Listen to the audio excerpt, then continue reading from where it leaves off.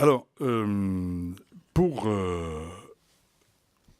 je vais répondre à quelque chose où tout le monde est concerné, parce que vous avez posé cette question. Il y a des aides, il y a une multitude d'aides. Vous avez soulevé, madame, que certains, d'ailleurs, il y a tellement d'aides et tellement complexes que certains ne cherchent même pas à les chercher.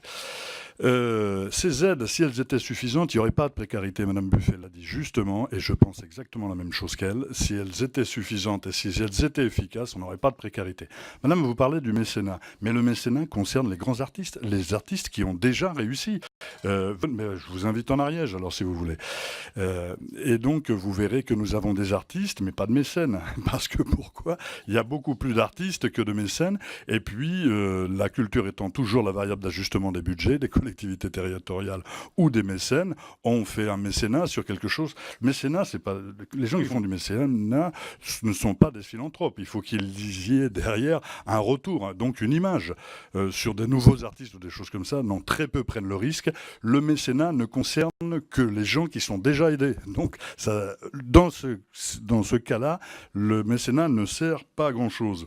Après, quand vous me parlez des 25%, de ces fameux 25%, alors là, c'est pareil pour le groupe UDI, vous me parlez de ces fameux 25%. Ils n'intéressent pas les artistes, ils intéressent la diffusion artistique, pas la création artistique. Donc, voilà. Non, si, c'est vrai. Si, c'est vrai. Non, non. Non. Oui, non, justement, mais ça veut rien dire. C'est parce que moi, je me lasse, voilà, je me lasse les lacets le matin. J'ai peut-être pas faux. Alors, non, ça intéresse la diffusion. Alors, ensuite, sur le numérique, pour répondre aussi à Monsieur Bournazel, sur le numérique et d'autres questions qui ont été posées sur le numérique, le champ de notre loi n'exclut pas du tout le numérique. Et si le numérique doit être concerné ou y mettre un amendement, il n'y a aucun problème à pouvoir l'intégrer. Il n'est pas exclu en tout cas du champ de cette proposition de loi.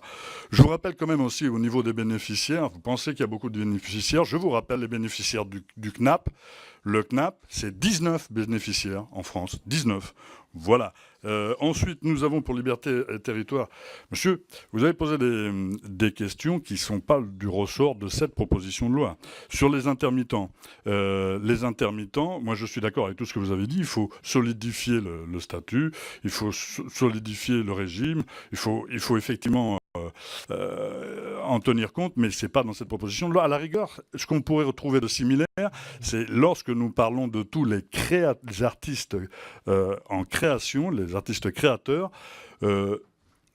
d'un point de vue des arts plastiques et d'un point de vue de l'écriture notamment, eh bien, il n'y avait pas ce qui existait chez les intermittents. Les intermittents, pour pouvoir avoir une action sociale, notamment chômage ou des choses comme ça, il y avait des critères très objectif, nombre de cachets, nombre d'heures, et là on ouvrait droit. Comment faire avec des artistes plasticiens, comment faire avec des écrivains? Et c'est pour ça que vous me donnez l'occasion de réaffirmer que ici, nous faisons une proposition de politique sociale, et donc avec l'ouverture d'un droit qui mettrait un petit peu tous les autres artistes en miroir de ce qu'ont les intermittents, alors là, on ouvre droit. Si on ouvre droit, on ouvre donc cotisation. Et ces droits, en plus, seraient quelque part appuyés sur un nombre d'années de cotisation. Elles seraient ouvertes parce qu'un nombre d'années de cotisation aurait été constaté. Bon, alors maintenant, les 70 ans pour M. Testé. Alors, M. Testé, les 70 ans après, d'autres aussi nous ont dit qu'on touchait au droit d'auteur. Mais non, il n'y a plus de droit d'auteur après 70 ans. Il n'y a plus rien du tout. Et vous savez, pendant les auditions, on a auditionné la SACEM et d'autres. Donc, ce sont des organismes de gestion de ces droits. Et tout. Et ils nous disent, ah, mais là, de toute manière, vous pouvez faire. Nous, ça ne gêne pas parce qu'il n'y a rien là. Et alors, 1%. Alors oui, on rajoute une taxe. Oh là là, la taxe. C'est 1% sur les bénéfices. Vous l'avez lu, ça aussi. Donc, du coup, c'est pas 1% sur le chiffre d'affaires. Donc, c'est déconnecté des droits d'auteur. C'est déconnecté des droits d'auteur. C'est 1% sur les bénéfices. Alors, moi, je suis ancien président d'un festival de théâtre, et quand une petite troupe, parce que là, effectivement, on ne parle pas des grandes troupes, comme on ne parle pas des grands artistes qui n'ont pas forcément de mécènes, eh bien, une petite troupe, quand elle fait 5 000 € de bénéfices, elle est très contente hein, quand elle a payé tout le monde et tout. Et ça veut dire qu'avec cette taxe-là, elle paierait donc 50 €. Elle est tout à fait d'accord pour les payer. Je le sais, j'en suis tout à fait certain. Voilà. Maintenant, quand vous nous dites qu'il y a beaucoup, effectivement, d'aides déjà, le problème de ces aides, c'est qu'il y en a 140 et qu'ils n'ont aucune efficacité, visiblement, puisque les gens sont toujours dans la même situation. Alors, il y a 2, 3 autres questions aussi qui ont été faites. La juste rémunération du travail, vous avez complètement raison sur la juste rémunération du travail. C'est pour ça que je pose cette loi, pour qu'il y ait une juste rémunération du travail et surtout une juste capacité à pouvoir le continuer, ce travail. Voilà.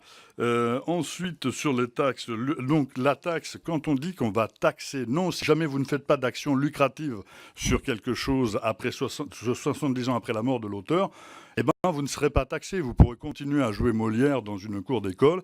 Et il y a des amendements là que nous allons déposer pour exprimer les exclusions de fait sur le journalisme, sur l'éducation, sur l'aide au handicap.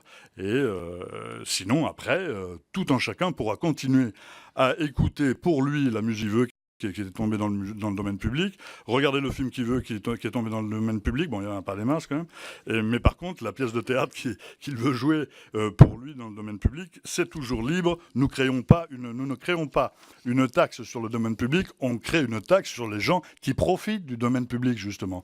Il y a des gens qui font des rééditions et qui, ça va pour eux, quoi. Ensuite, et sur les droits d'auteur, pour Madame Met, vous avez raison.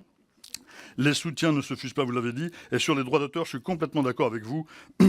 Ça rejoint aussi ce que vous disiez un peu, M. Bournazel. C'est que sur les droits d'auteur, il faut se battre. Il faut garder cette spécificité française. Et nous, quand nous parlons d'exception culturelle, et là, je vous le dis, nous parlons d'exception dans les traités, c'est-à-dire dans les traités, je vous le dis, il ne faut pas mettre la culture dans les traités commerciaux, sinon nous, notre pays sera forcément lésé parce que c'est l'endroit où on va pouvoir essayer de prendre un maximum. Elle est là, l'exception culturelle, c'est de mettre la culture hors des traités commerciaux, que nous ne décidons pas d'ailleurs. Alors ensuite, vous parlez pour le groupe socialiste de sacerdoce. Et vous avez raison, c'est un sacerdoce. Sauf que les artistes, ils n'ont pas fait vœu de pauvreté. Voilà, c'est juste la différence, quoi. Voilà.